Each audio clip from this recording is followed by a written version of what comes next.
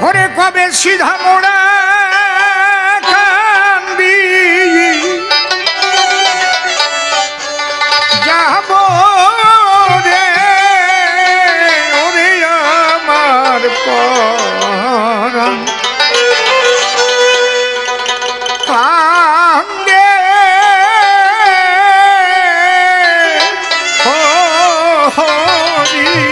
হরিচাঁদ হরিচাঁদ বলে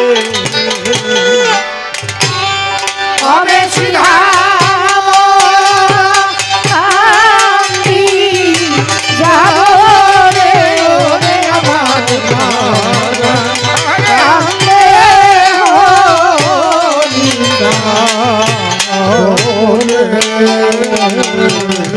সে যে প্রেম জলধি হরে দিদি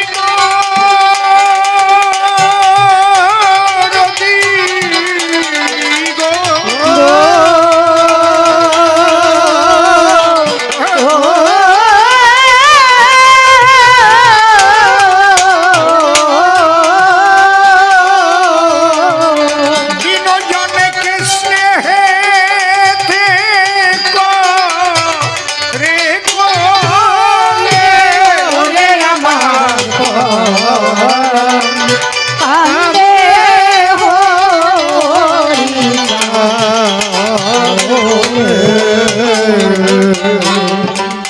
আমার ওরা কান্দি মানুষ রতন কারণ সেই মানুষের যতন বন্ধু কেউ নাই তাহারি মতন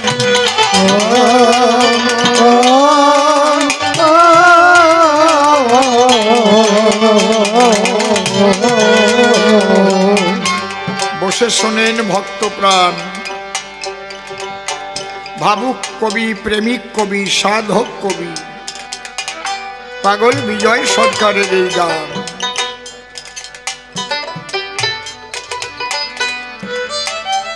আমাদের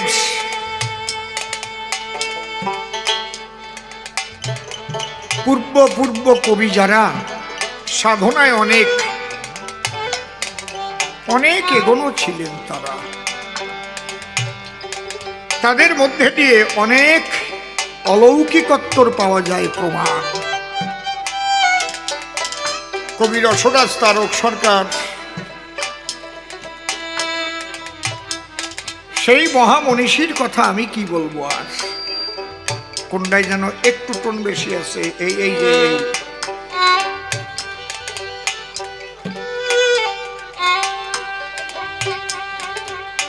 তার শিষ্যদ্বয় হরিবর মনোহর নামে যাদের ছিল পরিচয়,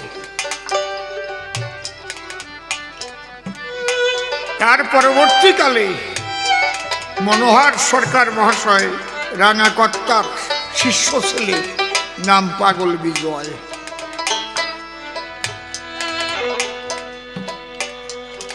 আর পাগল বিজয় সরকারের শিষ্যপুত্র ধরিয়া সেই কাব্যসূত্র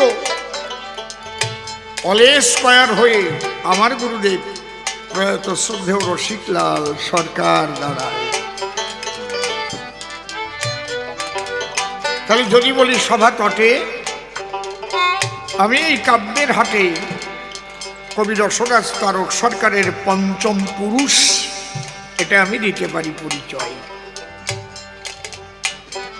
মনে বড় ব্যথা জাগে, আমার আগে যারা যারা আমার বংশে কবি ছিলেন, এই কবি বংশে প্রত্যেকেই মহাসাধক হলেন, কিন্তু আমি কিছু হতে পারলাম না।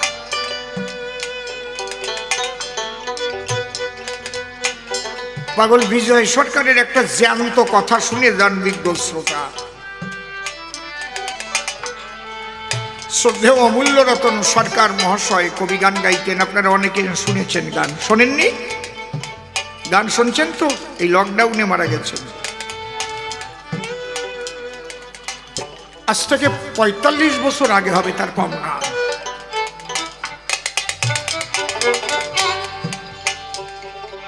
তখন ওনার শরীর ভীষণ খারাপ হয়েছিল, ডাক্তারবাবুরা বললেন টিবি হয়েছে। প্রচন্ড হারে সিগারেট খেতেন প্রথম জীবনে।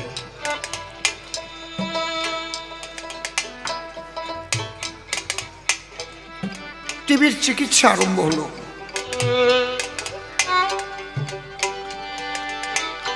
একদম শরীরটা চটার মতো হয়ে গেল। একটা মাটির দেওয়ালের ঘর ছিল, সেখানে পাগল শশী ঠাকুর ভবা পাগলা নিজে যেতেন, ওই ঘরে থাকতেন।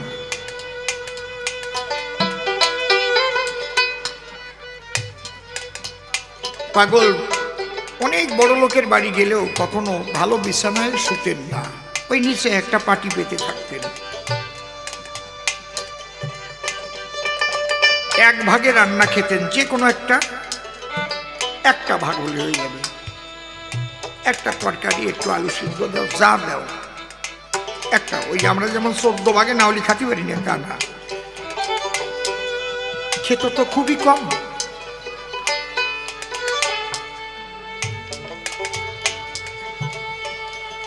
পাগল বিজয় সরকার, যেটা বলা বিশেষ দরকার, উনি শুনলেন অমূল্য রতন সরকার মহাশয় মৃত্যু শয্যায়। তখন মুখ দিয়ে মাসি আসে আর যায়। মা কাননবালা সরকার, উনি ওই চামচ দিয়ে গুলে গুলিয়ে একটু খাবার দিতেন মুখের ভিতরে, মরে যাবে। পাগল বিজয় সরকার ওদেশ থেকে দেশে এলেন, শুনতে পেলেন, শুনে নিজে ওই যুগপুর চলে গেলেন, বেথুয়াডুরি যুগপুর। শুনে আসতে পারেন গিয়ে মা এখনো আছে জীবিত। আমার কথা মিথ্যা না, সত্যি। উনি গিয়ে শ্রদ্ধেয় মূল্যবাবুর বিছানায় বসলেন। তিন রাত ছিলেন। আমাকে বাবু নিজে বলেছেন, অমূল্যবাবু, আমি তো অনেকদিন গান করেছি ওনার সঙ্গে, অসীম দে, সারা রাত্রে ভরে কার সঙ্গে যে ঝগড়া করে আর কান্না করে, আবার অমূল্য রে নিতে দেব না, দেব না, তুমি নাও তো নাকি। আর ওদিক থেকে কে কি বলে জানি না, তা তো আমি শুনতে পারি না। এই 3 রাত ধরে ঝগড়া করার পরে উঠে ভোরে ভোরে ছোট্ট একটা ঝুড়ির মতো, তার এক ঝুড়ি ওষুধ ছিল, বিভিন্ন রকমের ওষুধ, সব কয়টা ওষুধ যা ছিল ট্যাবলেট, 50-60টা ট্যাবলেট, টিবির ট্যাবলেট সব একসাথে পাগল বিজয় সরকার নিয়ে হাতে খেয়ে ফেললো।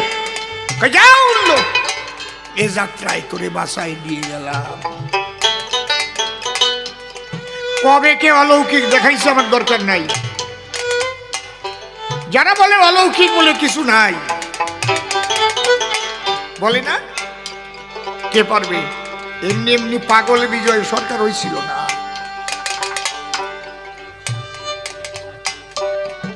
রুখালি গিয়ে আমরা বাংলাদেশে নিজেরা দেখে আসছি, গান গাতি যে সেখানে কালী পূজা হয়, কোনো পাঠা বলি টলি না, মাকে সাজিয়ে দেয়। প্রথম আমাদের গিয়ে রাত দুপুরের পরে একখানা ডাক গান, বন্দনা, মায়ের বন্দনা গাইতে হয়।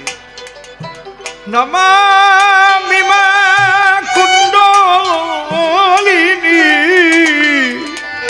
নমামি মুন্ড মালিকে নমামি যোগেন্দ্র জায়া নগেন্দ্র পালিকে নমামি মা কুণ্ডলিনী নমামি মুন্ড মালিকে। সারা গ্রামের মা বাবারা বসে কান্না করে, মা মা বলে কান্দে, আর কিছু না, তন্তর মন্তর না। এ পুজোও তো দেখছি, যখন ওই আশীর্বাদী ফুল মায়ের থেকে পড়লো, সবাই তখন বললো আমাদের পূজা হয়ে গেছে। কি শ্যামল, মনে আছে তো?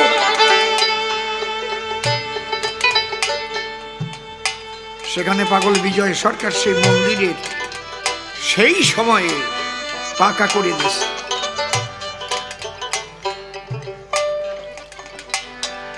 পাগল বিজয় সরকার যেমন তেমন মানুষ না। আমার গুরুদেব বলতেন, আমি নিজে শুনেছি, হ্যাঁ অসীম, দেব দেবতার গায়ে কলঙ্ক আছে, কিন্তু আমার গুরুদেব পাগল বিজয় সরকারের কোনো কলঙ্ক নাই রে। সচ্চরিত্রবান মানুষ, চরিত্র পবিত্র, যার ভয় কিবা আছে তার। পাগল বিজয়, তার লেখা গান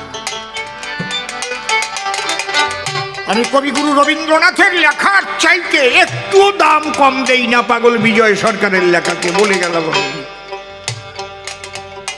পৃথিবীতে যত কবি আছে, কারণ পাগল বিজয় সরকার সাধক কবি, তিনি বলেছেন, কি বলছেন, ওরা কান্দি মানুষ রতন, আহারে কর মন সেই মানুষের রতন, বন্ধু কেউ নাই কাহারি মতন।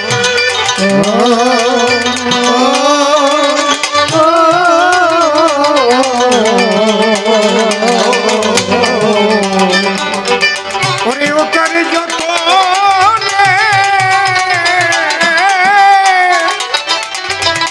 ওরে মিলিবে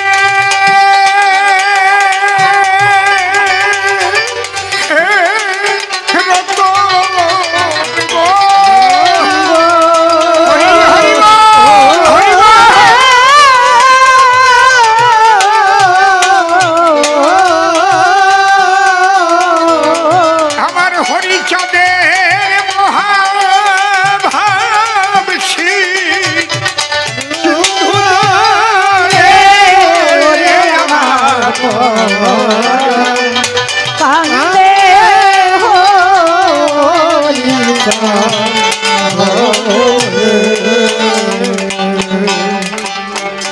এই কলিজীবে দিতে পারে পথ, আমার ওরা কান্দি সহজ সহজ সরল মত পথের পরে হরি নামের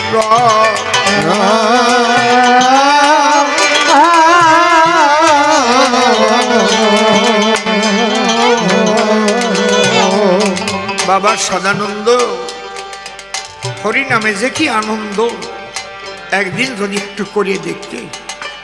আমি কৃষ্ণ নামের কোনো বদনাম করছি না, তবে আমি এইটুকু বলতে পারি, বসে শোনেন নরনারী, হরে কৃষ্ণ কৃষ্ণ কৃষ্ণ হরে হরে, হরে রাম রাম রাম হরে হরে, এর মধ্যে যে মহাভাব বিরাজ করে, অতগুলো অক্ষর উচ্চারণ করে লাগে না, এক হরি বল বললে পরে সেই মহাভাবে বিভাবিত হয়ে যায় মানুষ। অতি সূক্ষ্ম। আমি কখনো কোনোটা নিন্দা করি না। 16 নাম 32 অক্ষর শুধু জপ করলে প্রেম হয় না। জপের মালা নিয়ে হাতে, জল ঝরাই আখি পাতে, দেখেছেন কৃষ্ণ বলে কাঁদিছে কোনো জন? না, কাঁদে না কেন? ভালো করে বসে শোনো। গুনার দিকে লক্ষ্য থাকলে প্রেম উদয় হবে না কখন। জ্ঞান না থাকলে গোনা যায় না, আর জ্ঞান থাকলে প্রেম হয় না। দেখেছেন কি সূক্ষ্ম দর্শন। আপনি যখন গোনার দিকে লক্ষ্য থাকবে, তাহলে জ্ঞান দিয়ে গুনতে হবে, তো প্রেম কোনোদিন হবে না। প্রেম কখন হয়? এই নাম ব্রহ্মের সঙ্গে সুর ব্রহ্ম মিশিয়ে সঙ্গীত আকারে রাগরাগিনীতে পরিবেশন করা হয়, সঙ্গে বিভিন্ন রকম যন্ত্রপাতি ব্যবহার হয়, তারপরে মন্থন করে প্রেম হয় নাকি? হরে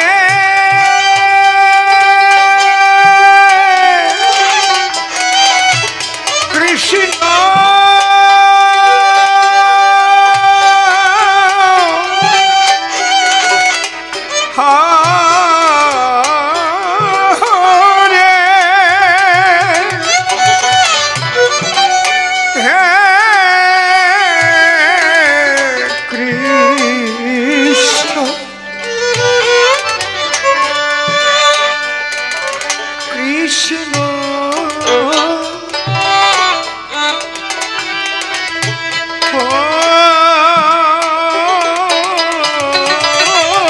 কৃষ্ণ হরে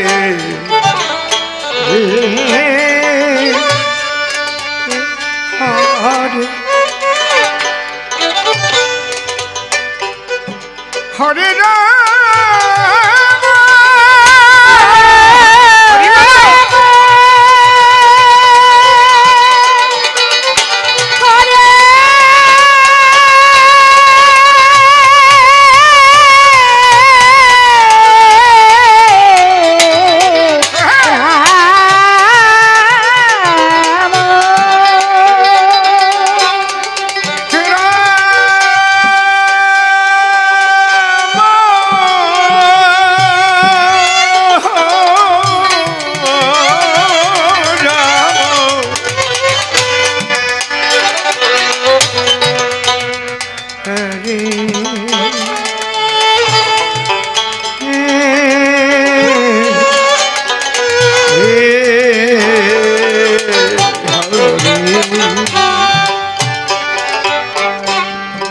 এইসব করবে কি করে সাধারণ মানুষ?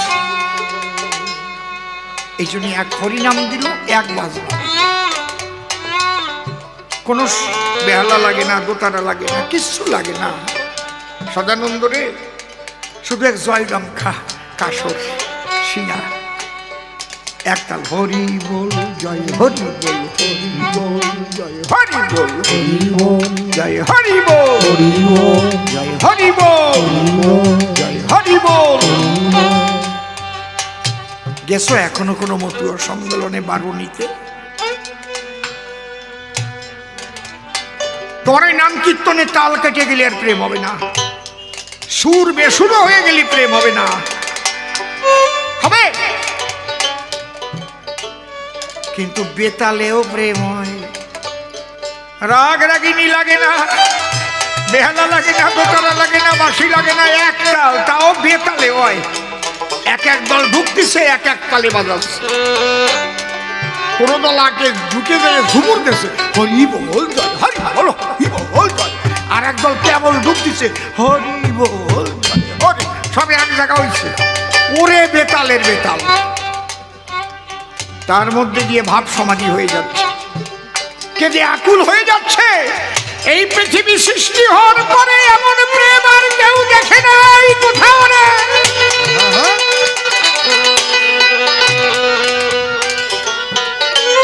শ্রীহরি সশক্তি আরোপ করি, এই নামের মধ্যে সেই নাম করেছে বিচরণ। দুলে উঠবে আনন্দে, মন ফুলে উঠবে। এই জন্যে পাগল বিজয় বলছে, কলিজিরে দিতে পারের পথ আমার মোড়া কান্দি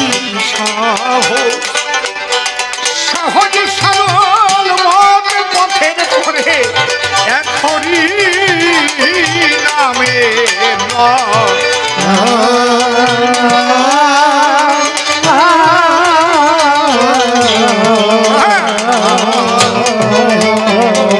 ওই রথে উঠল মৃত্যু, মৃত্যু জয় দেব।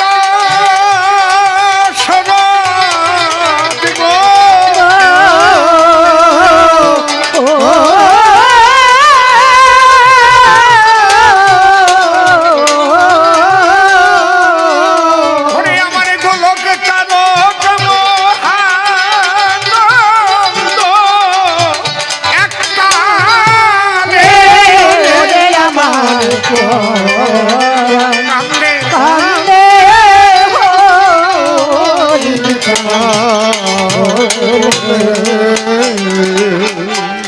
ওরে যে তাহারে দেখেছে একবার ভুলে থাকে সাধ্য, সাধ্য আছে তার সে তো নয় নিজের বাধ্যতা।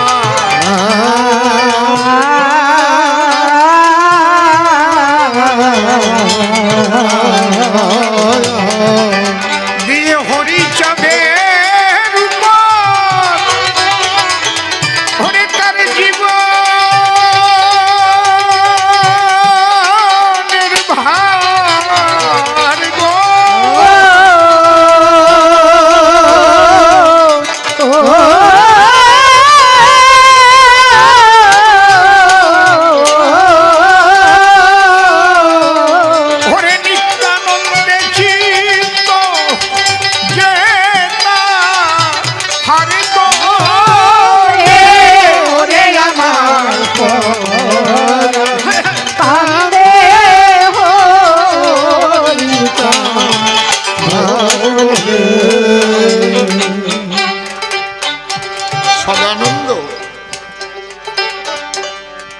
ভালো একটা প্রশ্ন করেছ, কি করে সংসারে বসে শ্রীহরি কৃপা লাভ করা যায়।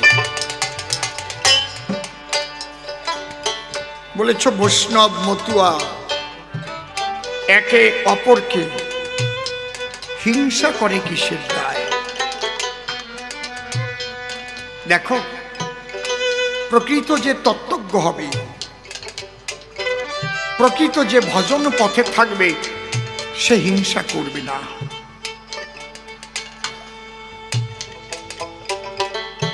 সে কৃষ্ণ ভক্ত হোক, রাম ভক্ত হোক, কালী ভক্ত হোক, হরি ভক্ত হোক, কারণ হিংসা থাকলে তো আর সে ভক্ত হতে পারবেই না।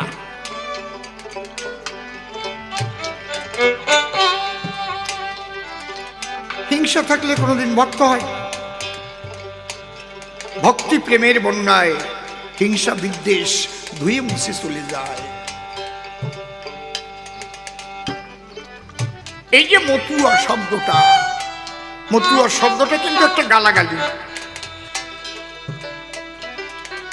আপনারা প্রেমিক চূড়ামণি অশ্বিনীকর্তার গান, এখানে নিশ্চয়ই বইয়ের দোকান আছে, যান সূচিপত্র দেখেন, ওই গানটা দেখেন, যদি ধরবি মতুয়ার গুরু,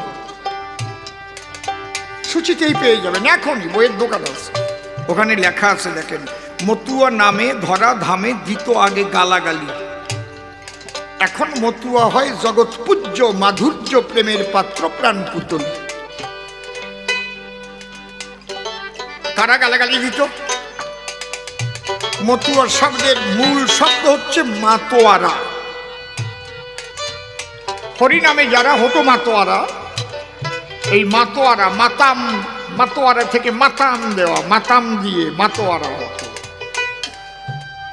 জিনিসগুলো ভালো করে বুঝতে হবে, এই না বোঝার জন্য এত গন্ডগোল।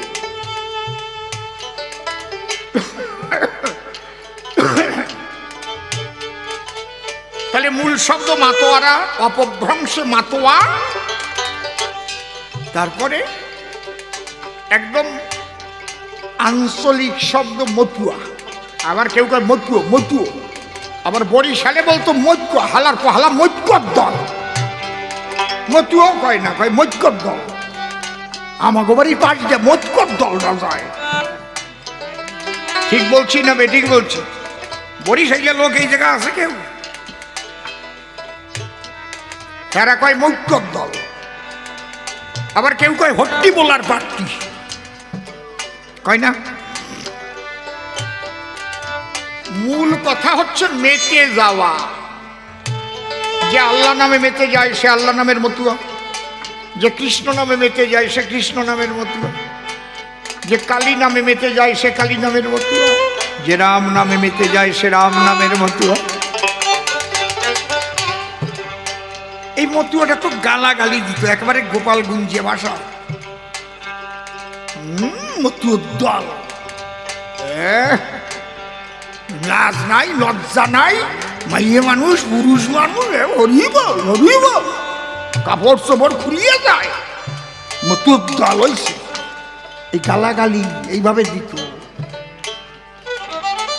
হরি ঠাকুরের কাছে গিয়ে সবাই বলে ডাক দিয়ে, বাবা আমরা হরিনামে মেতে যাই বলে আমাদের গালি দেয়, জানো মতুয়া বলে। হ্যাঁ, মতুয়া বলে গালি দেয়? যা, আজ থেকে তোরা হবি আলাদা মতুয়া সম্প্রদায়। ওটা গালি নয়। মো মানে আমি, তুয়া মানে তোমার। মো তুয়া, মো তুয়া, এ কথাটা শ্রীমতী রাধার ব্রজবুলি।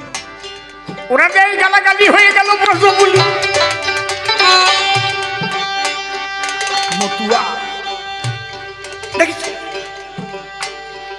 প্রথম মতুয়া কে ছিল? শিব ঠাকুর। দ্বিতীয় মতুয়াকে রাধারানী, তৃতীয় মতুয়াকে পাগলা নিতাই। মহাপ্রভু তাকে পাগলা নিতাই বলত, মেতে যেত, অবধূত নিতাই।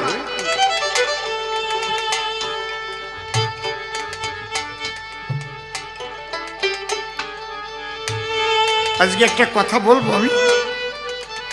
কেউ রাগ করবে না তো?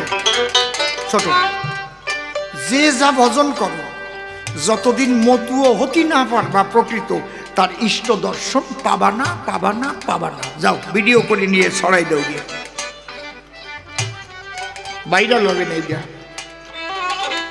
এই অসীম সরকার কি করেছে বলে গেলাম। কালী ভজন করো, কৃষ্ণ ভজন করো, রাম ভজন করো, গড ভজন করো, হরি, যে যা ভজন করো, যতদিন মতুও হতে না পারবা ততদিন তোমার ইষ্ট দর্শন পাবা না, পাবা না, পাবা না। এইবার ভাঙাই দেই। আমরা মনে মনে ভাবি কি, কালী পূজা করি আর ভাবি একেবারে চণ্ডী টন্ডী পাঠ টাট করে রে ঠাকুর মশাই রে দিয়ে জয় দেবী সর্বভূতেষু শক্তিরূপেণ সমস্থিতা, এদিক ঘন্টা ঠন ঠনা ঠন ঠনটা বাঁচতে থাকে। আর জয় দেবী সর্বভূতেষু মাতৃরূপেণ সংস্থিতা, নমস্তস্যৈ নমস্তস্যৈ নমস্তস্যৈ। কি যেন পুজো হচ্ছে, বিরাট একটা ব্যাপার। এ দেখ মঙ্গলবাড়ি পুজো আরো হয়ে গেছে, বাঁচতে থাকলো না। কোনদিন মা কালী কৃপা পাবা না, পাবা না, পাবা না। মতু হতে হবে। যেদিন সমস্ত তন্ত্র মন্ত্র ভুলে গিয়ে ওই পয়সা নেওয়া বামুন বাদ দিয়ে নিজে মার কাছে গিয়ে মা মা মা মা বলে মা তোরে হবা, সেদিন মা দেখা দেবে। চোখের জল দিয়ে মাকে ডাকতে হবে। রামকৃষ্ণ ঠাকুর এক অক্ষর লেখাপড়া জানতো বলে, চণ্ডীর চ লিখতে পারত, সে মতুয়া হয়েছিল। মা মা বলে কেঁদে কেঁদে মাটির মূর্তি জ্যান্ত হয়েছিল। বুঝেছেন কোন জায়গায় দাঁড়ায় কইছি? মতুয়া তোমার হতে হবে। সমস্ত তন্ত্র মন্ত্র ভুলে গিয়ে তোমার ইষ্ট নাম নিজের মুখে নিয়া ওই সব অন্য লোকের দ্বারা পূজা পার্বণ দিয়া বাদ দিয়া নিজের পূজা নিজে করতে হবে। সে কোন পূজা? মন্ত্র দিয়ে না। যেমন কৃষ্ণ নামের মতো হতে হবে, হা কৃষ্ণ, হা কৃষ্ণ। ওই হরে কৃষ্ণ হরে কৃষ্ণ কৃষ্ণ কৃষ্ণ হরে হরে, হরে রাম রাম রাম হরে হরে। ও বলতে গেলেও তো তোমার জ্ঞান লাগবে, তখন ওগুলো আর থাকবে না। হা কৃষ্ণ দেখা দাও, হা কৃষ্ণ, হা কৃষ্ণ, হা কৃষ্ণ, হা কৃষ্ণ বলে মাতোয়ারা হয়ে যেতে হবে। মতুয়া হলে কৃষ্ণ দেখা দেবে।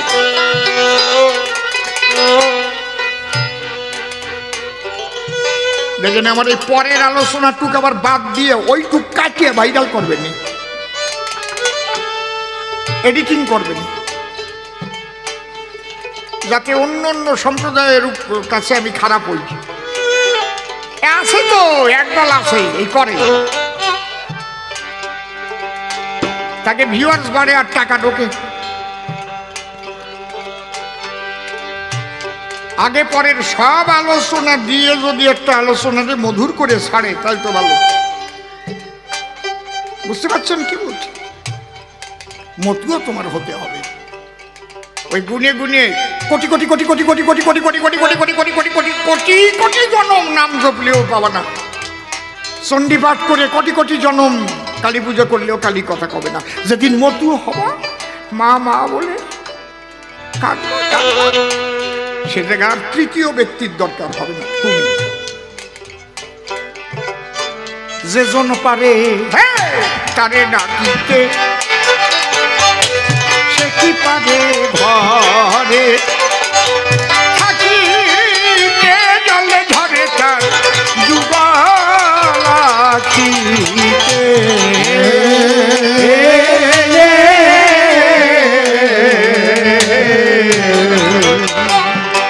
যে জন্য পারে তারে ডাকিতে,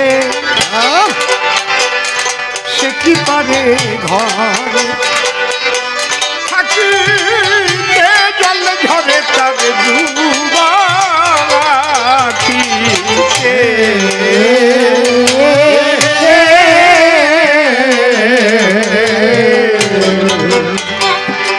বাবা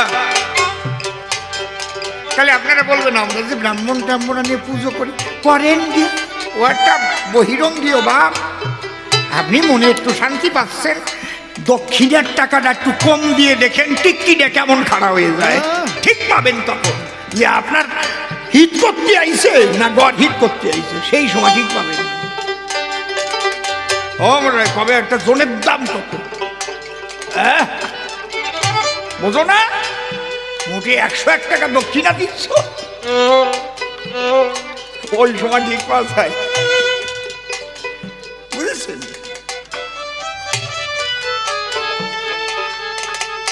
35 বছর আগে আমি যখন থেকে বুঝেছি আমাদের বাড়িতে তো আর কোনো তৃতীয় ব্যক্তির দ্বারাই পূজা পার্বণ হয় না। তা আমার বাবার এক ঠাকুর মশাই বাজারে ধরেছি যে আপনাকে বাড়ি সব কিছু গোছাই দিতেও তো একটা লোক লাগে, আপনাদের বাড়ি আমার একটু জাতি ইচ্ছে করে। বাবা আমার এসে কয় ওই ঠাকুর মশাই মনে খারাপ না। আমি দেখলাম আমার বাবা কইছে,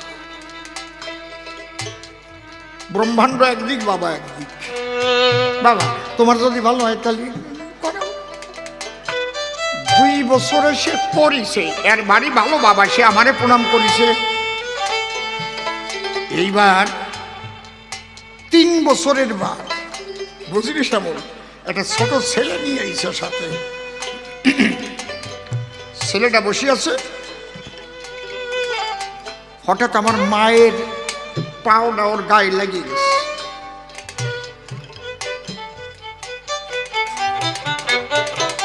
ওই ছেলেটা করছে আপনি আমাকে তো প্রণাম করলেন না, আমার মারে করছে। আমি ঠাকুর মশাই ডাকলাম, এরে মনে শাবক শিখাইয়া আনেন নাই না, আমার মার পাওটা লাগছে, ও প্রণাম নীতি চাচ্ছে, আমার মার প্রণাম। দয়া করে বাবারে ডাকলাম, বাবা ভিতরেরটা বেরোই পড়েছে। আম্মা ওই বাচ্চা ছেলেটা প্রণাম নীতি চাচ্ছে আমার মা, কত বড় সাহস! ঠাকুর মশাই আসেনি। বাবা কয় তাই নাকি? বলে শোনো, সেই দিন থেকে ওনার আবার বিদায় দিলাম। বাবারে বুঝোই তো বিদায় দিতে হবে, না তো বাবা আবার যদি কষ্ট পায়।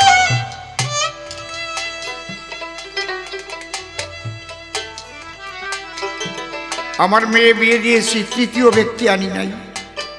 আমার 9 ভাইরে বিয়ে দিয়েছি, তৃতীয় ব্যক্তি আনি নাই। আমি প্রভাতরে বিয়ে দিয়েছি, আপনাকে প্রভাত সরকার, তৃতীয় ব্যক্তি আনি নাই। আমি যারে যারে আমার দ্বারা রয়েছে, আমার বাবা দেহ রেখেছে, তৃতীয় ব্যক্তি আনি নাই। আমার শাশুড়ি দেহ রেখেছে, তৃতীয় ব্যক্তি আনি নাই। তবু এক দল পায় আমি বলে ব্রাহ্মণ্যবাদী। ফেসবুকে দেখতে দেখতে মরে গেলাম। কত বছর আগের থেকে তোমরা বুঝেছ।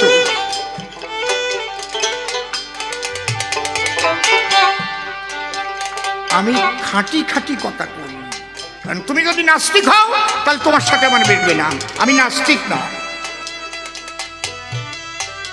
তুমি নাস্তিকবাদী হলে পরে আসে না আমার দ্বারে, কারণ আমি জানি একটা মহাশক্তির মহালীলা চলছে।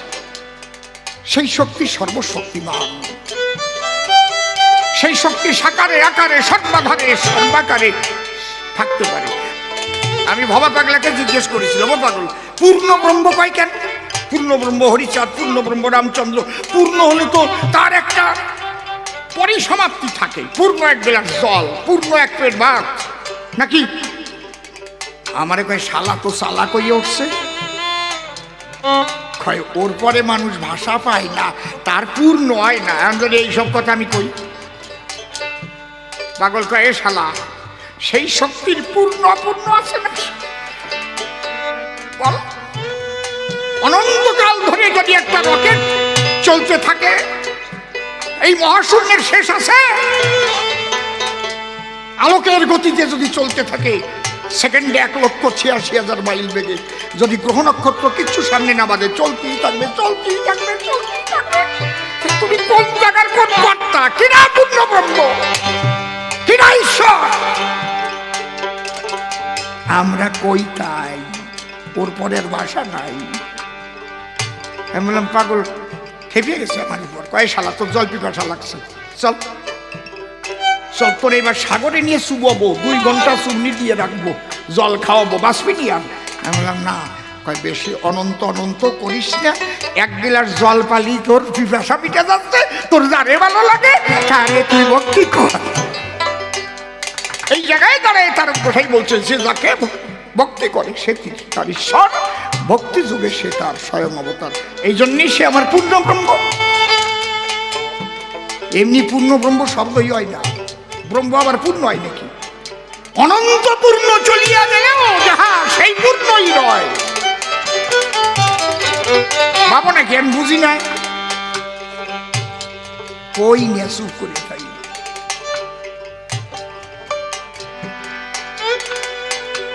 এ জায়গার আলোচনাই থাকবে না, তারপরে বউ ধরে থাকতে হবে, বুঝলে? 3 বছর পাগল হয়েছিলাম, এমনি এমনি না, পাগলের করুণা লাভ করি। তারপরে বাবা নিয়ে গেল পাগলের দ্বারা, আমার ছেলেটারে পাগল বানাই দিলে, চর দিয়ে পিঠে বলছিল নাম শালা, অনেক কাজ আছে। আর নয় পাগল হলে কি হয় তাও আমি জানি, বুঝলে? এইসব এই ধর্ম আমরা তৈরি করেছি, সেই আনন্দের বাজারে কোনো ধর্ম নয়। এসব হিন্দু ধর্ম, খ্রিস্টান ধর্ম, মুসলমান ধর্ম কিচ্ছু নাই, খালি আছে জ্যোতির্ময় জগৎ, আনন্দময় জগৎ। আরে সে জায়গা আমি দেখে আইছি। আমরা মিথ্যা নিয়ে ঝগড়াঝাটি করি, মিথ্যা নিয়ে আমরা দেশাদেশি করি, দেশাদেশি করি। যখন নিচে আসে ভাবি যে এইসব তো আমি বললাম, কিন্তু ধর্মের কারণেই তো 14 পুরুষের ভিটা ত্যাগ করে আসলাম। হায় রে, সারা পৃথিবী তো এই ধর্মের জন্য, এই ধর্মীয় সন্ত্রাসেই কত মানুষ নিঃস্ব হয়ে গেছে।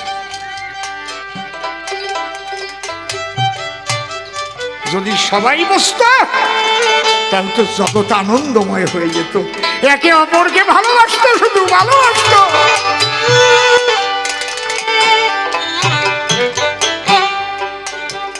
তোমরা যখন সংসার করবা, আমার যখন চাল দিয়ে ধুতি যাবা, তুমি কি মায়ের পেটের থেকে একটা ধান নিয়ে প্রসব হয়েছিলে? একটা সরিষার দানা নিয়ে আইছিলে কি? আনো নাই। তাহলে তোমায় সৃষ্টি করার আগে জীবন ভরে যাহা লাগে সব যে করেছে ভাগে ভাগে, কে তা আমরা জানি না। প্রথম শস্যের দানাটা কে তৈরি করেছিল? প্রথম ধানের দানাটা কে তৈরি করেছিল? অসীম নীলাকাশ কে গড়ালো? এত তারা মুখে দিয়েছে।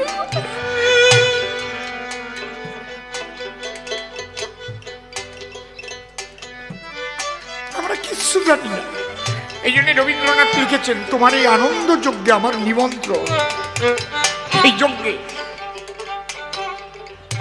শুধু তখন স্মরণ করো, হে প্রভু তুমি কোন রূপে আছো তাও জানি না।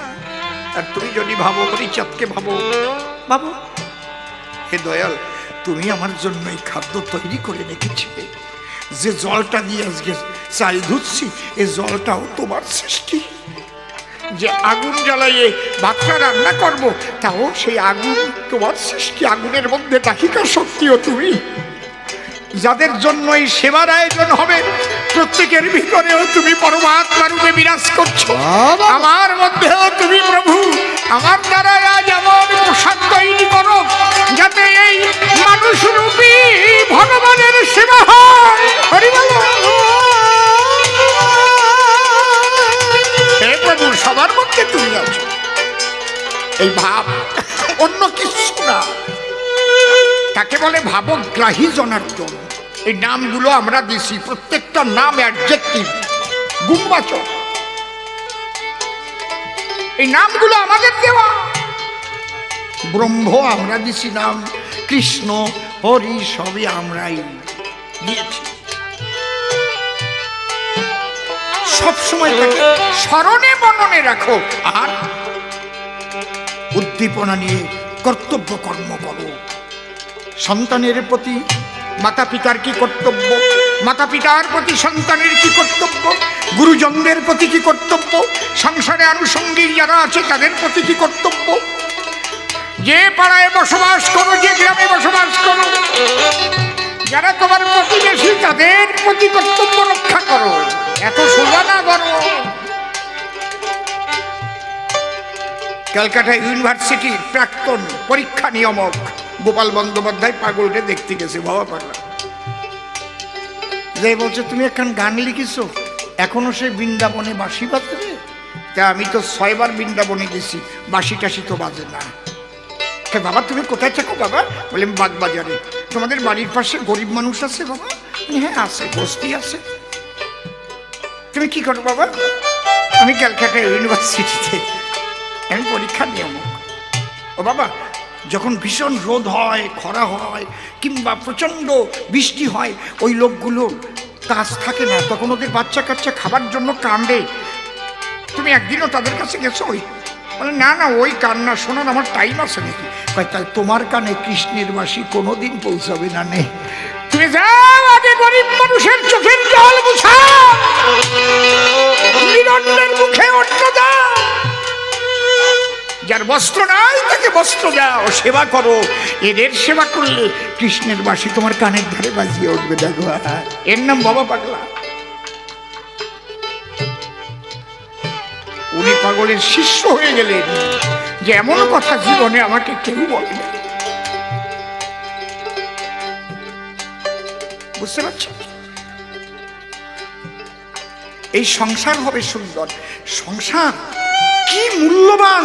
ওরে বাবারে বাবা, ভাবতে গেলে না, এই সংসারে চোর হয়, চোর জন্ম নেয়, সাধু জন্ম নেয়, ডাকাত জন্ম নেয়, এই সংসারে ভগবান হয়। আমরা তো ভগবান বলি পরে, মানুষ হয়েই জন্মায়। আমরাই ভগবান নাম দেই, ঈশ্বর নাম দেই, পরমেশ্বর নাম দেই, ওগুলো আমাদের কলমেই নাম দেওয়া হয় নাকি? তো এগুলো জন্মে কোথায়? এরা কোথায় জন্মে?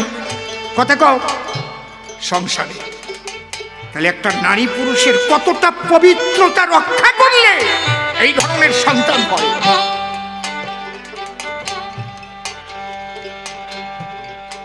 আর যদি একটা কুসন্তান জন্ম নিয়ে বসে রে ভাই, তাই তো অল্টেড সেন্টারে মারবে গাই। এই সংসারে এই দুর্নীতিবাদ জন্ম নেয়, সংসারে এই চোর জন্ম নেয়, আবার সংসারে সাধু জন্ম নেয়। এই জন্যে মহামানবদের সঙ্গ করতে হয়, তাদের বাক্য মেনে চলতে হয়।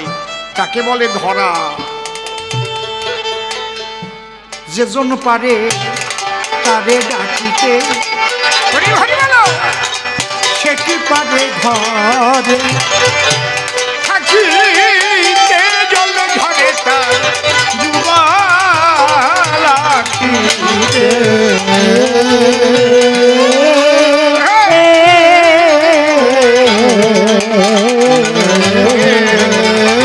পাগল বিজয় বলে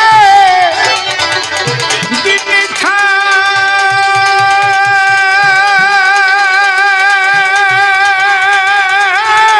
থাকিতে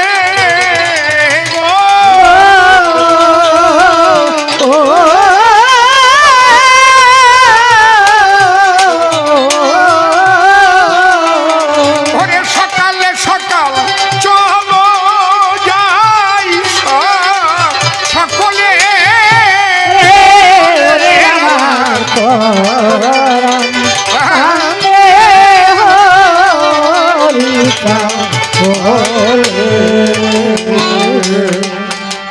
একে একে প্রশ্নের জবাব আমি করিতেছি দান, আর একটা প্রশ্ন বাকি আছে, আমি দেব সমাধান। নারী নিয়ে ব্রহ্মচারী কেমন করে হয়, সদানন্দ আমার নিকটে তাই জানিতে চায়। সদানন্দ, নিশ্চয়ই তুমি একজন শিক্ষিত মানুষ। দেখো, যারা আকাশে বিচরণ করে নভোচারী বলে তারে। নভ শব্দের অর্থ আকাশ। আকাশ, আকাশচারী বললেও কোনো ভুল হয় না।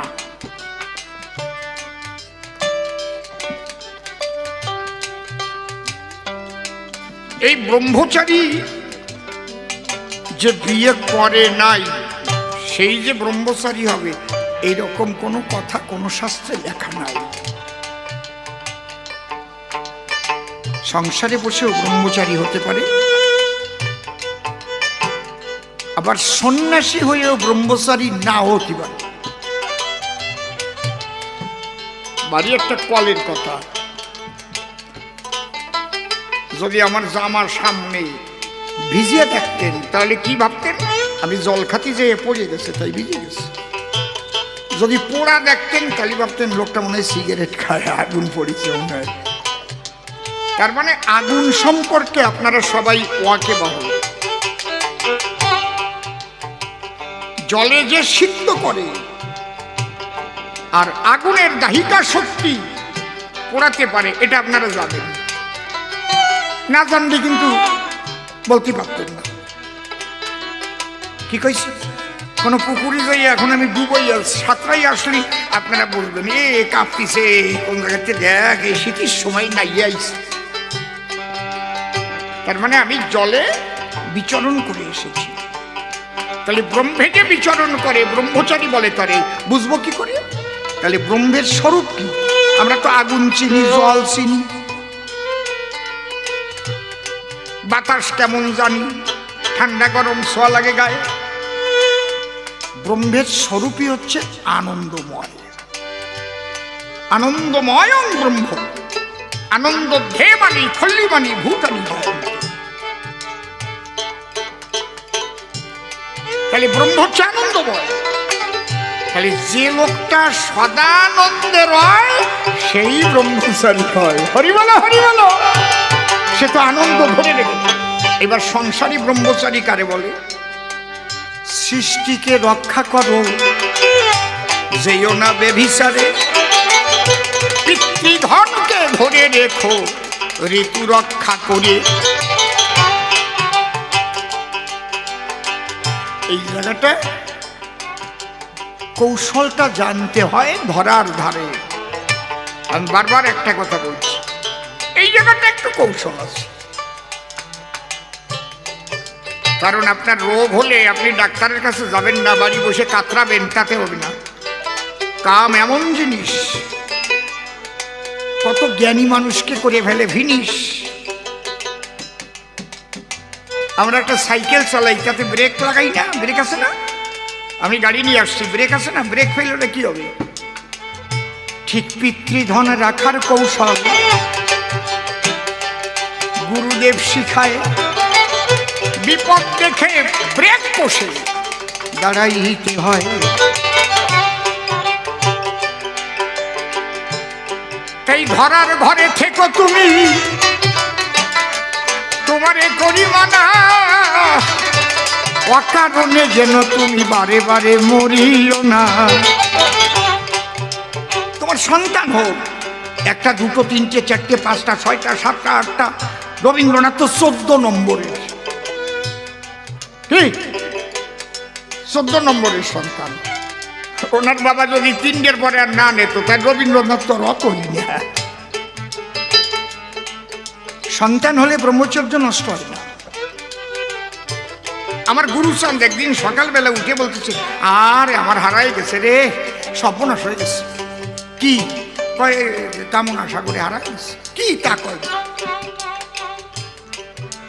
কি হারাইছে? হারাই গেছে, তোরা খুঁজিয়া। ভক্তরা নামিয়ে গেছে, ডুবোচ্ছে, জাল নিয়ে আইছে, জ্বালিয়ে গে বেড় জাল দিয়ে কিচ্ছু ওঠে না। সন্ধ্যের একটু আগে আগে লাঠি খেয়ার নিয়ে গেছে, দিন বলে সব কয়টারে খাটাইছে। লাঠি নিয়ে এই যে পাইয়া গেছি, লাঠির তলায় পড়েছি। একজন যাইয়ে দেখে ওই 1 পয়সা, একটা পয়সা তাই। গুরুচাঁদ ঠাকুর 10 টাকা বাইর করিয়ে দিয়েছে। গোপালগঞ্জিতে মিষ্টি আন সবাই খাওয়া, হারাই গেছিল, পাইয়ে গেছি। মাঝখান দিয়ে শ্রীনাথ পাগল কয়, কি করছো তুমি? একটা পয়সা হারাই গেছিল, তাই দিয়ে সারাদিন ভরে মানুষ কয়জনে ডুবইয়ে চোখ রাঙা করেছে। তারপরে 10 টাকা দিয়ে মিষ্টি আনতি। আমি চাচ্ছি জানতি যে 1 পয়সা খুঁজে পাওয়ার পরে 10 টাকার মিষ্টি আনবো কেন আমরা খাবার পরে? এতে লাভ হলো না লোকসান হলো? সাবধান, একটা পয়সা অকারণে যাবে কেন? এক বিন্দু যেন অকারণে নষ্ট না হয়। হরি বলো, হরি বলো। কি শিখছি বুঝিস না? এই 10 টাকার মিষ্টি আনবে, সবাই খাবে, আনন্দ পাবে। 10টা সন্তান হলেও তাতে বাধা নাই, কিন্তু এক বিন্দুও যেন শুধু শুধু হার না হারায়। শিক্ষা, এর নাম শিক্ষা।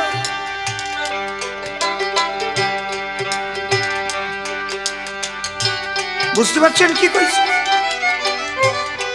এইভাবে যাদের জীবন গড়া তারা সংসারী ব্রহ্মচারী। একবার প্রেমানন্দে বদন ভরে তোমরা বলো হরি হরি। মুখ দিয়ে বলা যাবে না, করা সহজ নয়। যেটা মনে ধরার প্রয়োজন হয়, যে জন্য ধরিবার তত্ত্ব জানে, তাকে তোমরা ধরে বাঁচার সন্ধান গ্রহণ করো সেই ধরার ধারে। যেভাবে প্রশ্নপত্র আমায় করেছিল দান, ভাববু যে সভা মাঝে তার দিলাম সমাধান। দেখতে দেখতে রাত অনেক হয়ে যায়, 5টার সময় এসেছে দল আপনাদের খোলায়। এখন দেখি 9:30টার বেশি বেজে গেছে। এইবার মিলনে গাইব তাকে ডেলিতে আমার কাছে। অনেক কথা বললাম, যদি ভুল ত্রুটি কিছু হয় সংশোধন করে জায়গা দেবেন ভক্তবৃন্দের পায়। আরে সদানন্দ ছেড়ে দ্বন্দ্ব এসো আমার ঠাই, দুজন মিলে সভা তলে মিলন গীতি গাই। হরি বল। সঙ্গপনে তোমার শনে মনে মনে আমার মিলন। সঙ্গপনে তোমার